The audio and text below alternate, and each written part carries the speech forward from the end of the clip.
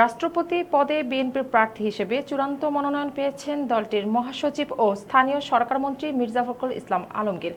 বৃহস্পতিবার দুপুরে বিএনপির স্থায়ী কমিটির সভা শেষে এ সিদ্ধান্তের কথা নিশ্চিত করেছেন বিএনপির জ্যেষ্ঠ যুগ্ম মহাসচিব রুহুল কবির রিজভী। মির্জা ফখরুল দেশের 23তম রাষ্ট্রপতি হতে যাচ্ছেন, এটা প্রায় পরিষ্কারই। আর তিনি রাষ্ট্রপতি হলে দল ও সরকারের 3টি পদ ফাঁকা হয়ে যাবে।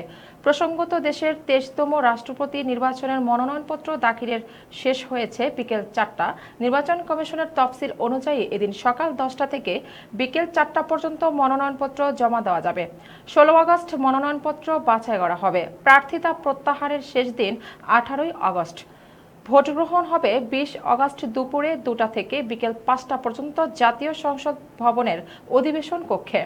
উল্লেখ্য, শারীরিক অসুস্থতার কারণ দেখিয়ে গেল 24 জুলাই পদত্যাগ করেন 22তম রাষ্ট্রপতি মোহাম্মদ শাহাবুদ্দিন। তার পদত্যাগের পর ভারপ্রাপ্ত রাষ্ট্রপতি হিসেবে দায়িত্ব পালন করেছেন জাতীয় সংসদের স্পিকার হাফিজুর আহমদ। নির্বাচন কমিশনের তফসিল অনুযায়ী 20 আগস্ট জাতীয় সংসদে বিশেষ বৈঠকে সংসদ সদস্যদের ভোটাভুটির মাধ্যমে দেশের নতুন রাষ্ট্রপতি নির্বাচন সম্পন্ন হবে।